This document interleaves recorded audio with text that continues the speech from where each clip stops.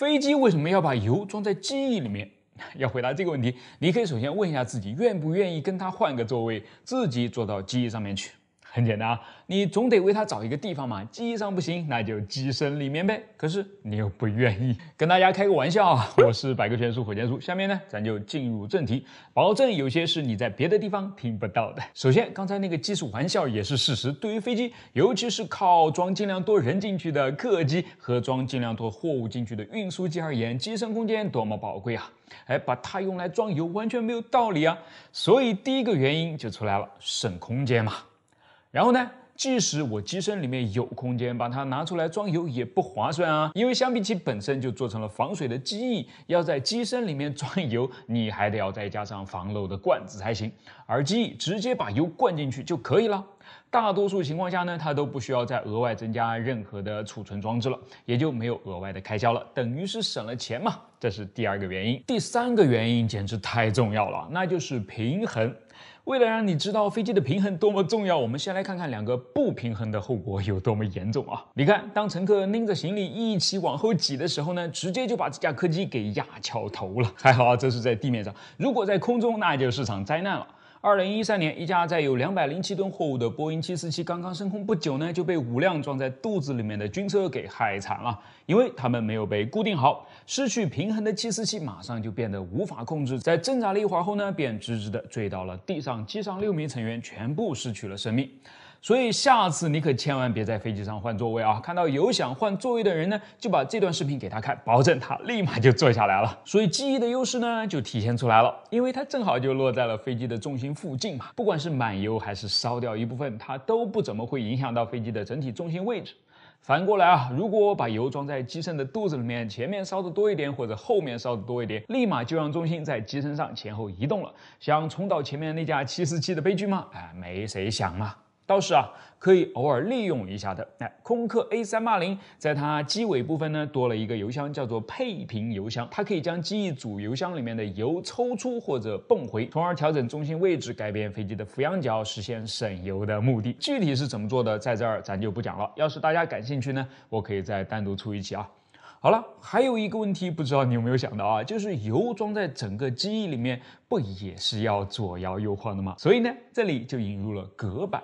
它将机翼里面的储油空间分割成了很多的舱室，每一个舱室之间呢也并不是完全封闭的，留了一个小孔，于是既可以让油流过去，但又不至于流得太快，就避免了晃动的问题啊。其实啊，油罐车也是这么处理的。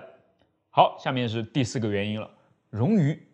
2008年啊，一架加拿大航空的 A330在空中经历了多次的燃油泵故障，这到底是有多背啊？最严重的时候呢，所有的燃油泵都不工作了，但是燃油却仍然在源源不断的流向发动机，为什么呢？因为机翼在发动机的上方啊，储存在里面的燃料是可以靠自己的重力流下去的。也正因如此啊，哪怕有些飞机在机身里面的确是存了一部分的油，也是要优先用掉的，把机翼里面的油呢留到最后，这相当于是上了一道保险嘛。接下来是第5个优点了啊。装满油的翅膀会更加的厚实，就较不容易发生气动弹性颤振的现象了。这是一种由气流的扰动所造成的材料共振，后果相当严重啊！连结实如跨海大桥都扛不住，被摇垮了，飞机就更不要谈了。第6点啊，跟第5点有点类似，把油装在机翼里面，可以靠重量帮着它往下压一点。这在平地面上的时候呢，看不出什么优势，但是一旦飞起来，它就可以用来平衡完全作用在机翼上的向上的升力了，有助于帮它减压，延年益寿嘛。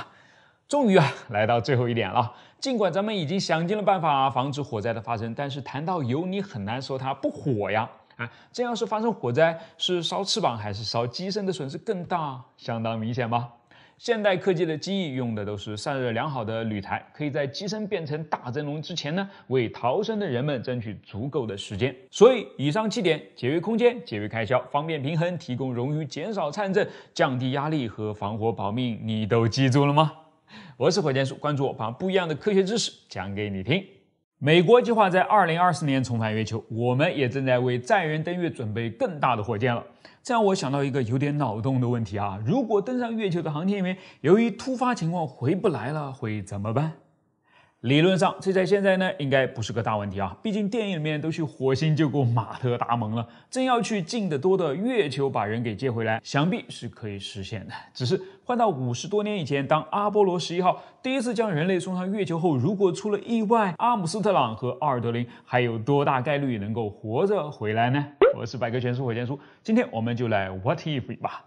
事实上啊，他们还真的就差一点被困在了月球上呢，因为当时负责为登月舱上升段点火的开关居然断了。要是点不了火，上升段就无法离开月面，2名航天员不就得留在这儿了吗？好在啊，关键时刻，奥尔德林摸到了自己口袋里面的一支沾尖笔。当他战战兢兢地将这支笔对准点火开关原来所在的小孔插进去时，奇迹发生了，他居然可以工作。这不仅让登月3人组松了一口气，更是让地面上的尼克松总统呢松了一大口气啊！因为此时他的手上可能正拿着另一份早就已经准备好的电视讲话发言稿了。开头是这样的：命运注定，到月球探索和平的人们要留在月球上安息了。尼尔·阿姆斯特朗和巴兹·奥尔德林这2位勇士深知他们已经无法回归，但是他们也明白，他们的牺牲将给人类带来希望。好在这份稿子可以暂时放下了，不过这纯属运气，对吗？按照规定这2位航天员在重新进入登月舱之后呢，是要把身上所有的东西都扔掉才对的。奥尔德林都已经把昂贵的哈苏相机给扔了，可就是这么鬼使神差的留下了这支看似并不重要的沾尖笔。所以，万一他真的很听话，连这支笔也给扔掉了呢 ？NASA 会怎么做？他们能干的其实也就只有一件事，就是给总统赶紧打电话过去，让他再重新拿起那一份发言稿嘛。是的他们从来都只有一个计划，那就是登月，而不是救援。因为像火星救援那样用下一个任务的飞船去把上一个任务留在外星表面的人员给接回来，在阿波罗计划时期是绝对不可能的。理由大概如下：第一是尺寸限制。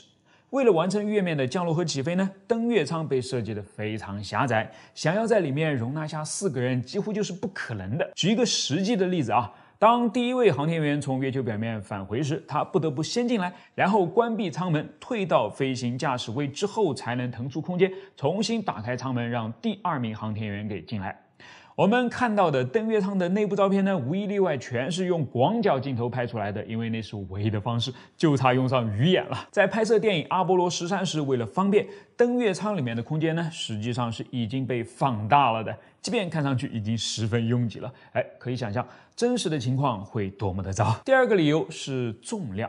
登月舱从来就没有考虑过要承载4个人的重量的，估计这一上去可能飞都飞不起来了。第3，成本。这里既指实际发生的金钱成本，也指潜在的机会成本。土星5号每次发射要烧掉纳税人10亿美元的真金白银，那还是数倍于现在的1960年代的美金哦。然后就像那句话说的，我们在一个几乎不可能的时候去了月球，都已经赌上1次失败了，还非要再冒1次同样的险吗？而且即使冒险成功了，他们大概率面对的也只是2具已经僵硬的尸体而已。是的在缺乏补给的狭小登月舱里面，2名航天员是撑不了多久的，既没法去种土豆，也没有足够的能源去长时间的维持循环系统工作，不是饿死就是闷死冻死了，是等不了马特·达蒙那么久的。花10亿美金冒巨大风险带回2具尸体，其他什么也干不了，这成本你看看还留在珠峰上的绿靴子就明白是没人会干的。所以说来说去，2位阿波罗航天员活着回来的概率就为0咯。非常接近除非 NASA 真舍得花钱在阿波罗计划的早期呢，关于如何登月其实是有3种方案的。第一种是直上直下，就是火箭发射后直接飞到月球，然后垂直降落，任务完成之后再直接起飞回到地球，中间没有复杂的对接环节，是最有吸引力的方案了。但是它需要一枚超大型的火箭，开发周期和开发费用呢都是 NASA 难以承受的，所以很快就被放弃了。第2种方案是地球轨道交会。先将推进单元发射到地球轨道上，后者再将载人单元发射上去，2者对接合体之后呢，再出发前往月球。SpaceX 的星舰大概参考的就是这种路数吧。它一开始在 NASA 的内部呢得到了大力支持，尤其是那些看到了它有成为未来空间站潜力的人，更是不遗余力的为它站台然而最终呢 NASA 却选择了一匹黑马，一开始得票最少的月球轨道交会了，也就是阿波罗计划真正执行时的模式。轨道器和登月舱到了月球轨道再分离和组合。我们的嫦娥5号呢也是这么做的啊，只不过它没有载人罢了。当然，前面2种方案也没有白研究。比如第一种方案，其实在早期的时候呢，就已经衍生出一种新的想法了。在这个想法里面呢，只派1名航天员去到月球，然后故意将它留在那儿，通过发射货运火箭来给它提供持续的补给。那什么时候再把它接回来呢？等 NASA 把有能力去接它的大火箭研发出来之时呢，就可以了。求这位航天员的心理阴影面积啊！这样做当然是有好处的，可以更快的登上月球，抢下太空竞赛的第一呗。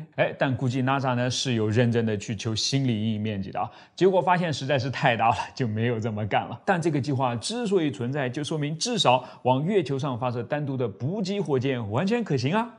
既然月球勘测者1号都已经在1966年实施过软着陆了，那么把食物和氧气用最快的速度送到航天员的身边，问题不大嘛。只是 NASA 的肠子可能都要悔青的，因为他们在一开始明明还有一个便宜得多的选择，这就是紧急月球逃生系统 LISS， 它长这个样子。折叠在登月舱的侧面，在必要的时候呢，可以拉下来坐上去，点起火飞起来，手动的找轨道器对接去，驾驶它一定相当兴奋吧。好了，开个玩笑，所有第一次的冒险呢，都充满了不确定性，一去不复返，并不是闹着玩的。向那些无惧无畏的航天英雄们致敬！我是火箭叔，关注我，把不一样的科学知识讲给你听。如果美国最先进的主战坦克 M1A2 阿布拉姆遇上了俄罗斯最先进的主战坦克 T-24阿玛塔，谁会赢呢？咱们先来看看纸面数据啊。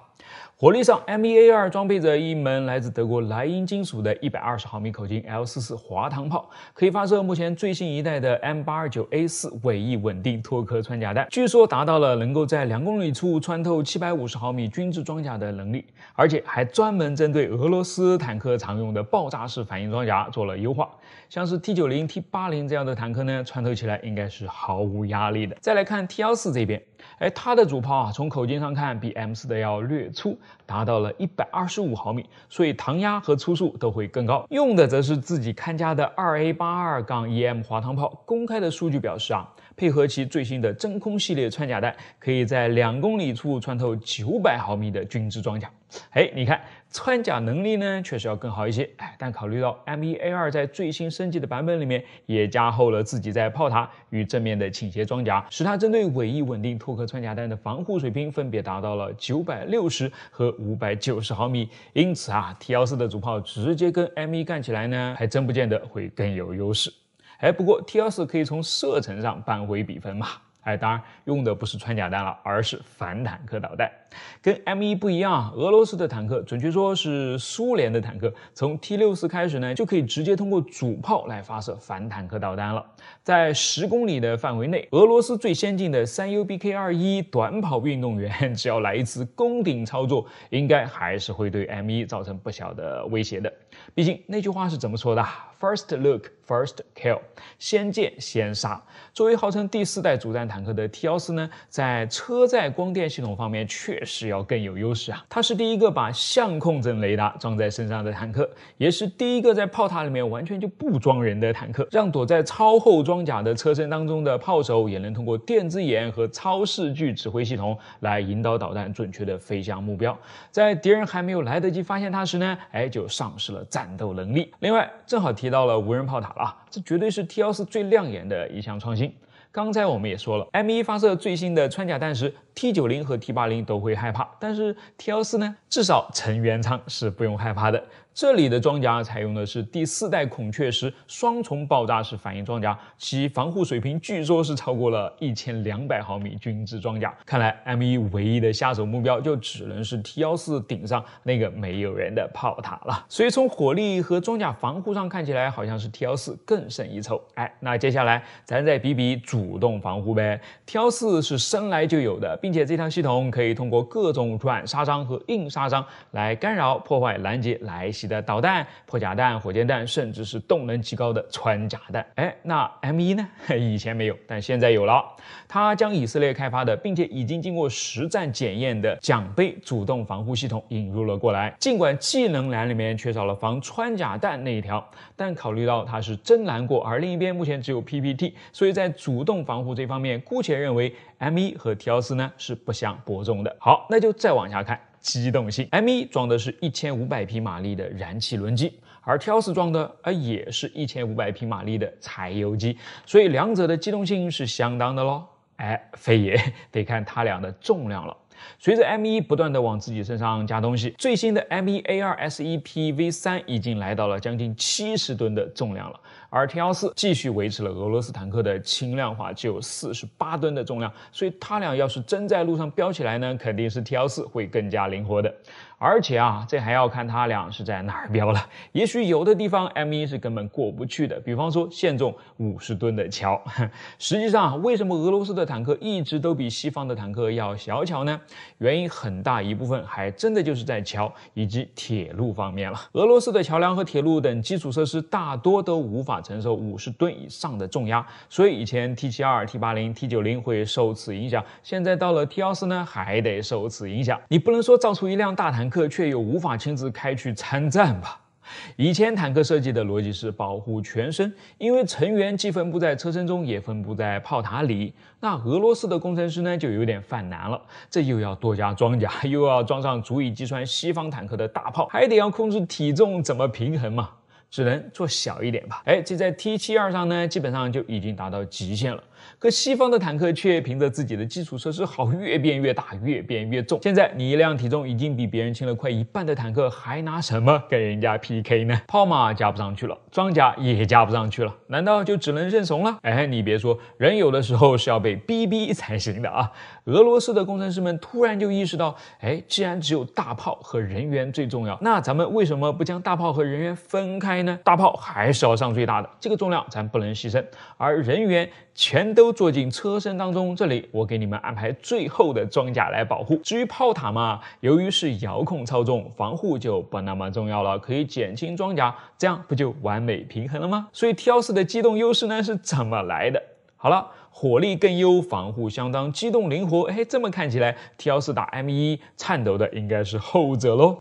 我们一开始就说了以上都是纸面数据，实际上情况可能是完全不一样的，不管是单挑还是群架。单挑，由于 M1 在上个世纪70年代就服役了，所以从车辆到人员都是经验丰富到不行啊。加之美国这么多年来就根本没有闲着，实际操练的时间也比俄罗斯多了去了。两者比起来，一个是老司机，一个是驾照还没有考出来的小萌新，怎么打嘛？另外 M1 这个平台底层基础呢还是纯机械纯人工的，哪怕这么多年添加上去了很多的电子和自动化设备，但你看它装弹不还都是在靠人手吗？所以可靠性就非常的高，哪怕所有电子设备包括瞄准系统都被破坏了，只要人的眼睛还能看得见的话，依然是可以开炮的。再反观 T-14呢，它就是硬币的另一面了，对摄像头、对传感器、对雷达、对各种各样的电气系统的依赖程度呢非常高，说的不好听一点，偷偷摸摸爬上炮塔，用一罐喷漆都可以将它撂倒了。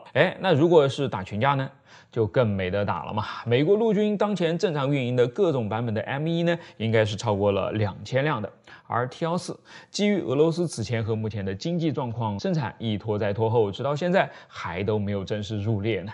另外，现代坦克战就真的只是坦克打坦克吗？当然不是啊，还得要看军队整体的战场管理能力，比如来自卫星、无人机、战斗机和地面人员等多个方面的信息整合、分析、决策等等。只有坦克好，那是远远不够的。好了，纸上谈兵呢，今天就到此为止了。说错的地方就请大家帮我纠正和补充吧。我是火箭叔，关注，咱们下期再见了。这个堪比好莱坞大片的海上追逐场景呢，实际上是真实发生的。追的一方是美国的海岸警卫队，被追的一方就厉害了，是哥伦比亚毒贩的自制潜艇。已经很令人震惊了吧？毒贩居然拥有自己的潜艇，但先别急着把嘴张大啊，更令人吃惊的在后面呢。相比起这些业余的潜艇毒贩们真正看上的其实是一艘前苏联的胡布级攻击潜艇了，而且他们还真的就差一点从俄罗斯人手上把它给买到了。怎么回事呢？故事还要回到30年前啊。那一年是1991年，苏联解体。虽然一个新的俄罗斯政府取而代之，但是在这个过渡时期呢，依然陷入了可怕的财政困境当中。由于缺乏运营和维护其庞大军事机构所需要的资金啊，他们甚至连人员的工资都已经发不出来了。结果就造成，既然国家靠不住，那军方的官员们就只有自寻出路维持生计了。他们的出路就是变卖军火。给你举一个非常奇葩的案例啊，由于 hold 不住对资本主义糖水的热爱，俄罗斯的官员们甚至用了一支由军队和潜艇组成的舰队与美国饮料巨头百事可乐进行交易，以换取一批新的汽水。同时啊，直接就把这家饮料公司推到了这个地球上第6大海军拥有者的位置上啊，百事海军就此诞生了。好在它毕竟还是家美国的公司嘛，虽然五角大楼并不太高兴，但也犯不上过度干预。再加上百事的 CEO 唐纳德·肯德尔呢，还巧舌如簧，口口声声说，你看咱这可是为了缩减俄罗斯的海上力量做出了突出贡献啊，就差伸手要个奖章了。五角大楼想想，也是啊，于是就这么算了。但是对另外一起涉及到削弱俄罗斯海上力量的交易呢，他就怎么也算不了啊，因为这笔交易的对象是大名鼎鼎的哥伦比亚贩毒集团卡利。事情的缘由是这样的：1980年，一位名叫路德维希·费因伯格的俄罗斯男人带着他的美国梦来到了迈阿密。他很快呢就找到了一份工作，担任黑帮甘比洛家族的打手，干的都是那些我们经常能够在电影里面看到的事情啊，从各种人身上榨取金钱。因此他就给自己起了一个艺名，叫做泰山，并且最终赚到了足够他建立起属于自己事业的第一桶金。犯罪事业的风生水起呢，也很快帮助他结识了很多黑白两道的朋友，其中很有影响力的一个就是90年代著名说唱歌手香草冰了。香草冰觉得，你跟我的另外一个朋友胡安·阿尔梅达很登对嘛，他可是一个相当成功的生意人哦。我来介绍你俩认识认识。这两哥们儿走到一起呢，发现果不其然啊，正好可以把国际生意给开拓了。阿尔梅达经营着高端船只和异国情调的进口汽车生意，小有成就，而且骗术了得啊。泰山则来自俄罗斯，在这里和家乡都有着千丝万缕的社会关系，于是他们的生财有道就是在崩溃后的俄罗斯飞进飞出，用美元购买从摩托车到直升机的所有东西，然后再将这些东西呢卖给客户来获得可观的利润。很快他们的客户中就有一个大人物了，他就是在美剧《美国头号通缉犯》中拥有主角光环的纳尔逊·耶斯特了。耶斯特则与另外一个更加响当的名字巴布洛·埃斯科巴经营的麦德林贩毒集团有着密切的联系。从各个方面来看耶斯特都是一个更加严重的罪犯了。比有点滑稽或者说不那么凶神恶煞的泰山和阿尔梅达都要更加严重。尽管如此呢，泰山还是选择和他成为了好朋友，并且他们的这种友谊在通过由耶斯特牵线卖给了麦德林集团2架俄罗斯的卡莫夫直升机后呢，变得更加有利可图了。在这之后泰山和阿尔梅达2个人就正式成为了贩毒集团在采购俄罗斯装备时的中间人了。他们经手过很多的猛料，但最猛的莫过于从麦德林集团里面分离出来的卡利集团的一个请求了，因为这个请求是一艘潜艇。毒贩认为这个主意酷毙了既新鲜又隐蔽，而且一次还能吃个大的，实在是很吸引人啊。于是他们就问耶斯特能不能搞得到。耶斯特一听活来了，就给毒贩们开了一个价，要5000万美元。这个价格差一点直接把毒贩们劝退了。好在耶斯特反应快马上就加了一句，但你们一次能运价值4000万的货2次不到什么都赚回来了。别犹豫要相信自己一开始的直觉嘛。于是毒贩点了点头 ，Let's do it。剩下的嘛就是泰山去联系他在俄罗斯的关系了。几天之后电话打了过来，对方一开口呢就把泰山给直接问懵了。你是想要一艘带导弹的还是不带导弹的潜艇呢？不，最好还是不要带吧。总之这话里的意思就是只要钱管够，什么潜艇你都有他们聊到的是一艘胡布级的柴电混合动力攻击潜艇了。它从1950年代起便开始服役了，长约90米，宽约7.5米，有着足够的空间放下卡利集团所有想要装的毒品了。而且还附着10个鱼雷管呢，意味着万一发生意外，还有足够的火力干上一场完美。当然大概率是干不起来的，因为这款潜艇真的是足够隐蔽啦。虽然柴油电力潜艇在水面上时比美国使用的核潜艇呢更加容易被发现，这主要是归功于它的发动机声音很大，并且要排放废气嘛。然而，一旦潜到水下呢，潜艇本身实际上就不会再消耗柴油了，为它提供推进力的是已经由柴油发动机充好电的电动机了。因此，即使是柴油潜艇在水下也是很难被发现的。事实上，在2005年举行的一系列军事演习中呢，一艘巨大的尼米兹级航空母舰罗纳德·里根号多次被一艘成功潜入航母编队的瑞典柴电潜艇击沉所以不用说啊，这样的潜艇只要是个想要把毒品偷偷运到迈阿密的毒贩，看了都会直流口水的。我们接着前面讲啊，在得到了肯定的答复之后呢，泰山和阿尔梅达就启程前往俄罗斯了。令他们没有想到的是啊，接待他们的居然是一些俄罗斯的高级海军军官，并且直接就把他们带到了其中的一个秘密潜艇基地里面，让他们尽情在这儿参观选购，搞得泰山都有点不自在了，开始怀疑起来，这到底是个合法的交易还是个非法的交易呢？直到他问军官们，我能不能跟这艘潜艇合个照呢？因为只有这样才能向毒贩们证明他们想要买的潜艇的确就停在这儿嘛。被显而易见的理由给拒绝时，他才确信，这的确是个非法的交易啊。不过有什么问题不能用钱来解决呢？他随即掏出200美元，默默地递给了陪同的俄罗斯人。手握巨款之后呢，军官说：“不是不能拍啊，是不能随便拍。比如咱俩合个影什么的，是没问题的啊。”于是就有了这张照片。好了，潜艇在这儿，交易也已经谈妥，就等着耶斯特打钱了。可事情哪有那么顺利呢？一方面联邦调查局早就把泰山给盯上了，甚至就在他的身边呢，还被安插进了卧底。正是这个卧底首先发现被泰山随意放在桌子上的和潜艇的合影照片的。另外，他还送了一部号称是无法追踪的手机给泰山，但实际上呢，泰山打的每一个电话都被监听下来了。这被卖的真是一点不剩了。但事实证明，他还能被卖得更惨。跟卡利集团对接的耶斯特呢，告诉对方，你们应该每2周支付一笔1000万的费用来分期购得这艘潜艇。但是在收到第一笔货款之后呢，就消失了。当然，一起消失的还有这笔本来应该是打给泰山的1000万嘛。你看，里里外外都被人卖了，这个泰山可比那个泰山惨太多了。不过好在是这样，毒贩们的俄罗斯潜艇之梦呢，才最终成了黄粱一梦啊！否则开篇的那场戏呢，可能就要重拍了。我是火箭叔，今天的故事到此为止。关注我，咱们下期再见。要是你坐飞机的时候正好选了一个靠窗的位置的话，你大概率是会看到过发动机短舱上面的这个小片片。如果你的眼睛再尖一点的话，还有可能看到机翼上居然也有很多这样的小小片片。他们是干什么呢？他们是飞机用来以毒攻毒的。我是百科全书火箭叔，下面呢我就来解释给你听。湍流，你一定听说过啊，而且直觉告诉你它一定不是什么好东西。的确啊，湍流不光会造成飞机颠簸，严重的话还会让飞机失速，从而面临更大的危险，所以算是第一个毒。那么这个毒到底是怎么产生的呢？这个就要涉及到一点最基础的流体力学了，我尽量简单点来讲。首先水是流体，蜂蜜是流体，空气也是流体，只是它们的粘性不同罢了。当流体流过一个物体表面时，它与物体之间就有了一个边界层。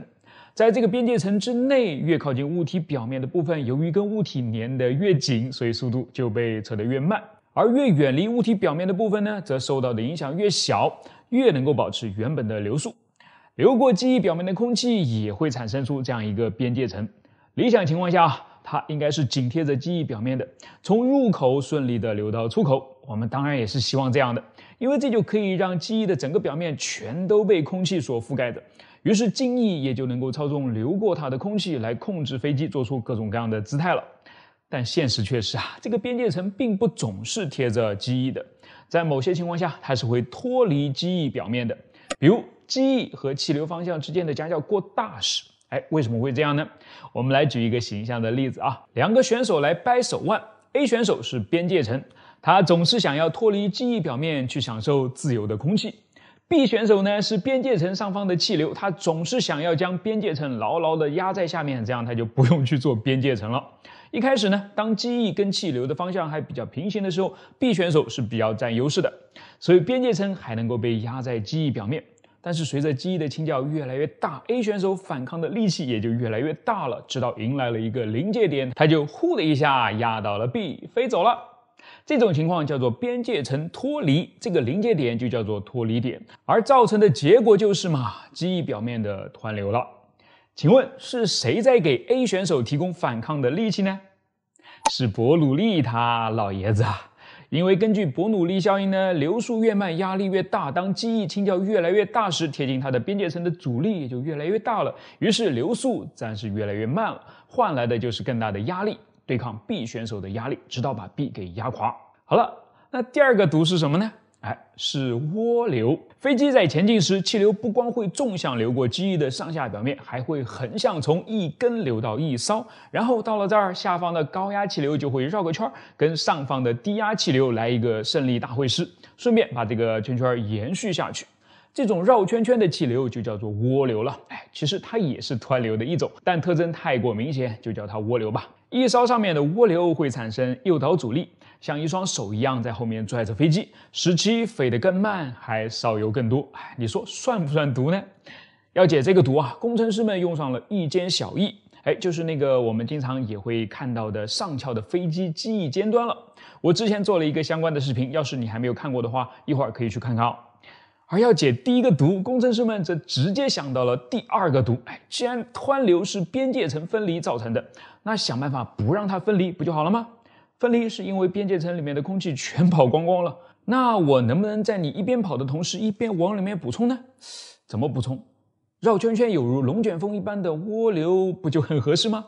利用它来把边界层外面的空气卷进来，补充里面的空气啊。于是，一副副像这样缩小版的机翼被装到了机翼的上方、下方，还有发动机上面。它们共同的名称叫做涡流发生器，基本上都是成对出现的，并且与气流的方向有一定的夹角，以便产生足够充分的涡流来对抗湍流，从而减少飞机的失速可能，提高飞机的操纵性能。来看看效果啊，这是经过波音777发动机短舱上面的涡流发生器改良后的气流。这是经过波音767机翼上的涡流发生器改良后的气流，多么服帖，多么服气！对了，你说汽车不也是会面临这样高速流动的气流吗？咱们也能用这玩意儿把它整得服服帖帖吗？可以啊，不光 F1 已经用上了，一些高性能的跑车和轿车上也都用上了，甚至连卡车都要来跟风了。用上涡流发生器后，剩下的那部分油钱还真是香啊！所以我该如何利用这么一对涡流发生器呢？把它们装到头顶上，然后下次社区办运动会的时候勇夺短跑第一吗？还是干脆你来帮我出出主意吧？我是火箭叔，关注我，记得留言来告诉我你的好点子哦。这是一个旋转爆震火箭发动机的模型，外壳呢被我切去了一半，这样就能够更好的演示它究竟是怎么工作的了。当然事先我要特别声明一下，它只是一个极其简单的演示模型，跟真实的旋转爆震发动机呢肯定是千差万别的。因为我也没有见到过真的嘛，所以只是基于我对它的调研和理解来制作的。大家看着玩玩就行了，有错误呢就帮我指正，有资源的就可以帮我去联系真的看看去哦。好，回到它的身上。所谓旋转爆震，指的是它跟普通火箭发动机喷出燃料的方式和燃烧燃料的方式呢，都是不一样的。先来看普通火箭发动机是怎么做的啊？燃料和氧化剂呢会从发动机的顶部连续的喷出去，在燃烧室中混合，并由同样连续点火的点火器点燃燃烧。但点燃之后的火焰前锋必定会跟混合好的燃气前锋有一个错位。如果想要将这些燃气完全燃烧，则火焰前锋必须要追上这些燃气前锋才行啊。但是这说起来容易，做起来难啊！绝大部分的发动机里面的火焰前锋到最后呢，都是追不上燃气前锋的，于是就会有一部分的燃料被白白的浪费掉了。这种情况通常出现在火焰前锋的速度低于1马赫时，此时的燃烧呢被叫做是爆燃。而只有当火焰前锋的速度更高，比如大于甚至是远大于1马赫时，它才有可能会追上燃气前锋，尽可能的使它们充分燃烧。而此时的燃烧呢，就叫做爆轰了。当然，人人都喜欢爆轰啊，因为它大大提高了燃料的效率嘛，起步至少就是个5%。5%好像不是那么高的样子啊。那我给你举一个例子啊，土星5号火箭第一级装满燃料之后的重量大约是2200吨，其中燃料的重量就有多少呢2060吨啊，占了整体质量的93%还要多。如果这个时候用上旋转爆震发动机，哪怕燃料效率只提高个5%，其质量就能减少大约103吨，活生生的就省出了好几枚猎鹰9号的干重啊！夸不夸张啊？但想要引发爆轰所需要的能量非常之大，而且至今人们对于它如何启动的底层逻辑还是没有掌握的有多么透彻的，只知道如果给它足够多的时间和空间的话，它自己就能把自己逼上极限了。比方说用这样的又长又细的管子来作为燃烧器，在这个里面燃气喷出被点燃之后，一开始的方式还是相当传统的爆燃，但是随着火焰和燃气一并以极高的能量往后面进发呢，在某一时刻爆燃就能够转变为爆轰了。于是，在冲出喷口后，就带来了更多的推力。这样的发动机呢，叫做脉冲爆震发动机。虽然听上去好像比普通发动机要来的高级多了，但是它的问题就在于脉冲这2个字上。因为每一次点燃之后，都需要等待这一次的燃烧从爆燃演化到爆轰，再等着这些高能废气全部从管子里面喷出去之后，才能开启下一次的循环。所以它所能提供的推力呢，并不是连续的，而且其实在此过程中的浪费也不少啊，效率说实话是没有提高太多的。同时，它还有第2个硬伤，虽然结构简单，但是也很占用空间啊。长管子是它的刚需，你必须要为它找出一个放得下它的地方才行嘛，硬生生的将其伸到外面去，像什么话呢？所以你看啊，不连续要长度，这2个问题有没有什么更好的解决手段呢？当然有啊，工程师那么聪明，一想，我把笔直的跑道给你头尾连在一起，掰成环形，不就等于是长度无限了吗？然后我为这个环形的跑道准备一个环形的排气口，不就能让爆轰之后产生的废气沿着垂直于我燃烧的路径排出去了吗？不影响我一直燃一直绕圈圈了呀 ，perfect。所以咱们来看看模型啊。在旋转爆震发动机的底部呢，是有这样一圈的喷口的，它们会依次喷出燃料与氧化剂的混合燃气，并在一开始点燃之后呢，沿着这条跑道转起来。与此同时将废气连续的从尾部的喷口喷出去，制造出比普通发动机要大得多的推力，简直结构简单，原理清晰啊！但就是怎么也造不出来，直到最近。是的其实旋转爆震发动机的原理呢，早在上个世纪人们就知道了，甚至在 NASA 设计和试验他们用在土星5号上面的那个史无前例的巨大的 F1 发动机时呢，还意外引发了旋转爆震的现象。只是那个时候的他们呢，是想尽了办法想要避免，而如今呢，则是想尽了办法要利用啊。其实之前造不出来的原因呢，也很简单，材料、工艺和计算机仿真都是不行的嘛。你以为让火苗子在这个圆环上以超音速稳定的跑起来很简单吗？完全不是啊，它超难，每一个节点都相当的重要。要不是现在有了强大的计算机仿真，很多它在里面发生的事情呢，人们都是搞不清楚的。比方说，为什么有的时候是1个火苗子，有的时候呢又是2个、3个？为什么有的时候这2个火苗子能够相安无事、间隔稳定的在一起跑，而有的时候又是你追我赶碰到一起就变得不稳定了呢？总之不断的用模拟来试错，总是好过不断的将真的发动机给炸飞吧。另外，材料也很重要。刚才我们也说了爆轰的能量极其之高，普通的材料是完全 hold 不住的。NASA 之前刚刚连续试验成功的旋转爆震发动机呢，用的就是一种全新开发的铜基合金，并且还使用了 3D 打印才能够加工成功。为什么要用 3D 打印呢？咱们来细看一下这些燃气喷嘴的构造取一个出来，喷嘴里面的泡面是这个样子。有熟悉它的朋友吗？好，咱们放大了一下看看你看这个上面呢，就是这个喷嘴的出口了，里面一左一右分别有2根输气管，它们会分别将燃料和氧化剂注入到燃烧室里面。它们的造型是不是有点挺特殊的呢？懂的朋友肯定已经知道了，它们叫做特斯拉流体二极管，或者我们更熟悉的是特斯拉阀。它这样的特殊造型呢，有助于让流体单向流动，而不使用任何的移动部件。在这个旋转爆震发动机里面，由于火焰的移动速度极快，燃气的喷口呢，就需要在几毫秒内实现开闭的动作，并且还要在此过程中抵抗废气往里面倒灌嘛。常规带有活动部件的单向阀是根本无法满足这种极端的要求的，只有上特斯拉阀了嘛。但是这样的特斯拉阀传统要怎么去加工呢？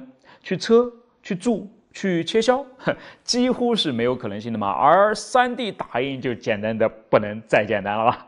对了，如果你对特斯拉法还不是那么熟悉的话，可以去看看我早期拍的一个视频啊，或者可以积极的给我留言啊，我可以送你们几根这样的特斯拉吸管了。正好夏天就快要到了啊，用它来喝饮料，你就能够亲自感受一下这两端它的吸力是不是一致的，就能够有更深的体会了。最后我们再来看看这个模型发动机啊。你注意到它的喷嘴的形状了吗？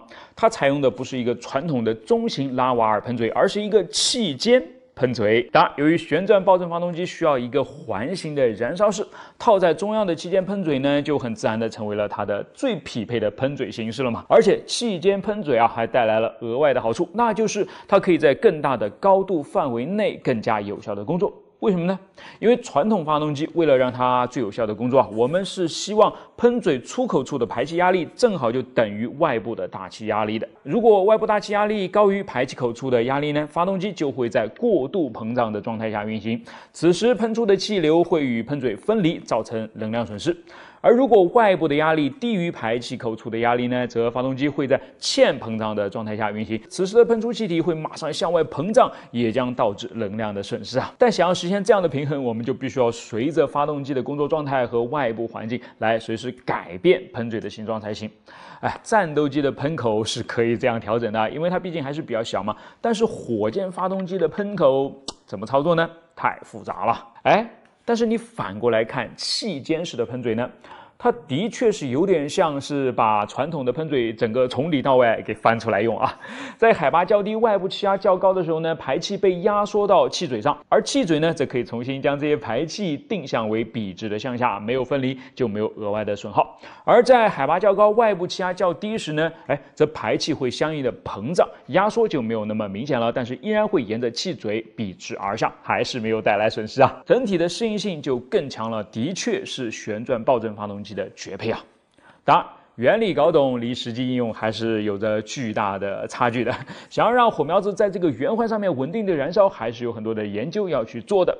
只能说离它去改变我们的传统太空探索方式呢，也许已经不久了。1秒到底有多长？1000毫秒、100万微秒、10亿纳秒？都不对啊！准确说，它是铯133原子在2个超精细能级之间跃迁时所辐射出的电磁波周期时长的9192631770倍。有没有蒙圈？蒙了也无所谓啊，因为接下来呢，我就要开始讲人话了。今天之所以一开场就要讲时间，是因为我前面不是刚刚讲了导弹吗？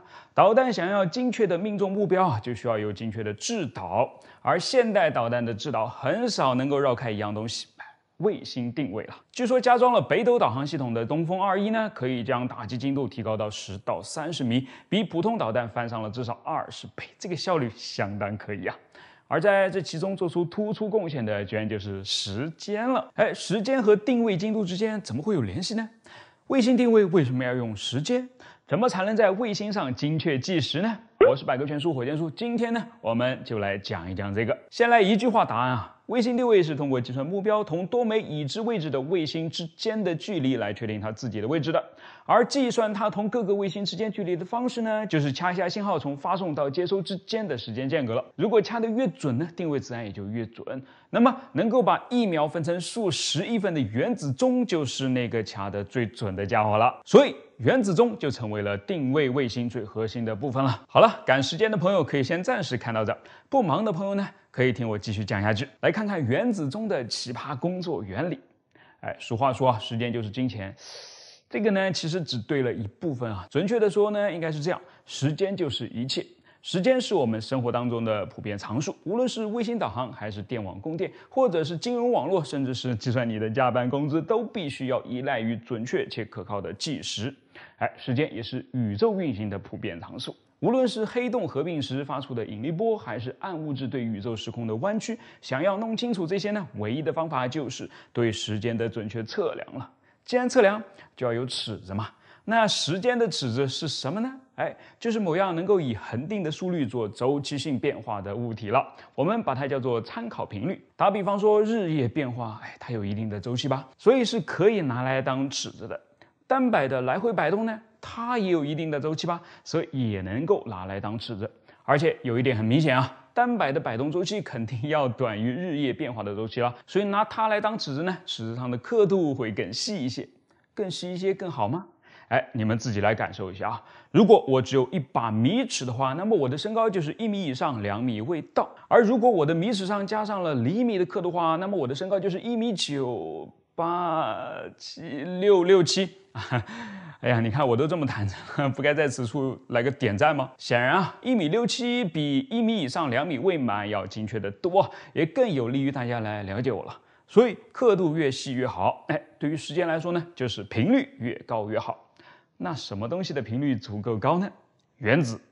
物理学家们发现啊，每一种元素的原子呢，都在以自己独特的、恒定的，而且是非常高、非常稳的频率振动着。这就意味着，要是用原子的振动来作为参考频率的话，做出来的钟将会极其的精确和极其的稳定，可以测出几千亿分之1秒的时间差别，并毫无误差的工作上百亿年。这样的钟呢，就叫做原子钟了，是我们拿得出手的最精确的计时设备了。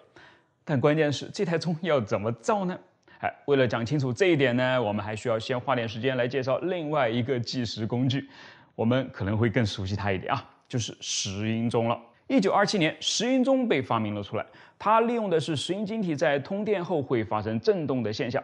其实很多物质呢，在通电之后都会发生振动，比方说你被电到的时候。开个玩笑啊，之所以选择石英，是因为它可以反过来，也就是说，把它振动起来也是可以发出电的。这个叫做压电现象。石英钟的核心就是这样一个通电能抖，抖着能发电的石英振荡器了。怎么听起来有点像是永动机的感觉呢？不过事实的确是，想要保持石英振荡器永无止境的震荡下去，只需要一点点的电就可以了。我有一块石英表的最高记录是保持了5年没有换电池。每一个石英振荡器在出厂的时候呢，频率都被精确的调整到了32768赫兹，也就是每秒钟震荡32768次。反过来就是说，每震荡32768次呢，就是1秒钟。怎么样？这段顺口溜练的还不错吧？然后钟表里面的电路或者是机械系统就可以据此作为参考频率来精确走时了。现在因为好一点的石英振荡器的精度可以达到每9万年误差不到1秒，对于我们的生活中很多重要的事情来说都足够了。但是嘛，生活不止眼前的苟且，还有诗和远方嘛。远方就要用到导航，而导航的工作原理就是利用几颗卫星共同来计算出你离它们之间的距离。怎么计算距离呢？就是看信号要花多长时间在你和卫星之间走个来回嘛，然后再乘个光速就可以了。乘个光速，也就是说乘的至少也是一个10几位的数字。你能够想象哪怕只犯一点点错，但是却被放大数百亿倍之后的画面吗？应该不是那么好看的。所以时间跟定位精度之间的关系就这么出来了。石英钟也在这个时候被嫌弃了，怎么办？只能上更精确的原子钟了。但是最奇葩的地方要到了，你万万没有想到，其实在原子钟里面兢兢业业工作的也是个石英钟。否则我为什么要花那么长时间来介绍石英钟呢？它的思路是这样的啊，石英钟好是好，但时间一长也会产生误差的。如果这个时候有个细心的领导能够敲一下他的脑袋，他不是又能继续兢兢业业的工作上一阵很长的时间了吗？你猜到了吧？振动精度更高、工作更加稳重的原子，自然就是他的领导了。很多元素的原子都可以胜任这项领导工作，比如铯原子，它的振动频率是9192631770赫兹。实际上，在现在的国际标准里面，1秒钟的定义就是铯原子这么振动91.9亿下所花的时间。那么，在原子钟里面，它是怎么和石英钟配合工作的呢？首先啊，铯原子有2种能级状态，较低的和较高的。在通过磁场的时候呢，它们会发生不同的偏转，所以很好区分出来。而如果低能级的铯原子受到跟它频率一致的微波照射之后呢，也能够通过共振将自己的能级提升上去了。知道这些之后呢，我们就可以开始来布置这个有趣的装置了。先是让石英钟工作起来，一边精确的输出时间，一边利用压电现象输出电荷。这些电荷呢会被转化为频率正好是91.9亿赫兹的微波，让已经经过筛选全部是低能级状态的铯原子通过。按理说，通过的铯原子理应全部提升为高能级的铯原子。没错吧？但如果石英钟随着时间的累积开始产生误差，它所生成的微波也就不可能达到91.9亿赫兹了。于是，通过这个微波的低能级铯原子呢，也就升不了级，成不了高能级状态了。我们只需要在发生这个变化的一瞬间将它识别出来，不就好了吗？所以啊，在微波的后面呢，有2样非常重要的东西了，一个是另外一个可以偏转不同能级色原子的磁场，一个是只有高能级色原子才能够达到的靶子。现在你看出逻辑来了吧？如果没有东西打到靶子，就说明微波没有把低能级的色原子转变为高能级的色原子，进一步的就说明实验中开始犯懒了，需要敲一下脑袋了。于是，一个反馈电路马上给它一个电击，使它立马回到原本的振动频率上来。通过这样的方式呢，原子钟的精度就可以达到每140亿年的误差不超过1秒钟的惊人水平。好了。已经很厉害了吧？但人类探索确实是永无止境的。就像我们一开始说的那样，时间和空间是绑定在一起的。为了解开很多宇宙的谜团呢，我们依然需要更加精确的测量工具才行。现在的原子钟依靠的是微波级的频率，如果可以用上频率更高的可见光波段，岂不能把时间的切片切得更薄吗？所以啊，最新的研究是利用激光来控制异原子的振动，用一个更加惊人的参考频率来制造出更加不可思议的原子钟。也许在它的加持之下呢，暗物质的奥秘也能随之揭开了。我是火箭叔，关注我，把不一样的科学故事讲给你听，也让我们一起共同期待吧。今天给你分享的故事也很离奇，2个偷懒的德国密电操作员将2战至少缩短了2年，怎么回事？一切呢都跟这台机器有关。德国地狱级难度的洛伦兹密码机，它的另外一个亲戚你多半都听说过啊，恩格玛密码机。但是你看看前者有12个编码的转子，而恩格玛只有几个，也就只有3个或者4个嘛，所以破解起来的挑战呢，完全就不在一个量级上。实际上，它也的确曾经让英国布莱奇利公园里面的天才破译员们为之想破了脑袋，都拿它没有任何的办法啊，安全的简直令人发指啊！这当然就成了希特勒亲自发号施令的最好工具了。于是普通部队用恩格玛，高层指挥官们呢则使用洛伦兹。你英国人能破译的只不过是我们的非核心机密而已嘛，伤害性不高啊。英国人呢真的是很沮丧啊。他们也知道，如果破解了洛伦兹的密码呢，等于就是能够从希特勒那儿直接拿消息了，改变战争进程不是妄想吗？可是破解密码呢，看起来却是个妄想啊。直到1941年8月30日这天，2名德国的密电操作员呢犯了一个灾难性的错误，才让英国人钻进了这个空子，为破解洛伦兹密码做出了突出的贡献啊。当天这2个人的一来一回是这样的：首先，密电的第一次接收发生了一些错误，接收员那边呢并没有成功收到这条信息，然后嘛他就告诉发送员要求其重新发送一遍过来。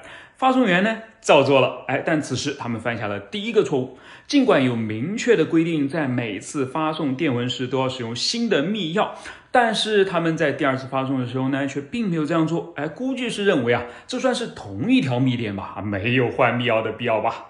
好，如果他们就此打住，没有进一步做的话，英国人还是拿这些密码是没有办法的。但是好戏来了，他们犯了第2个致命的错误了。由于这条密电有多达4000个字符，一模一样的重新再敲一遍呢，实在是太累了。于是发送员呢就偷了一个懒，在第2次发过去的时候呢，他缩写了其中的一些单词，从而就改变了这条密电的长度。英国人将这2条密电都截获了下来，并且很快就意识到，这里面是大有文章啊！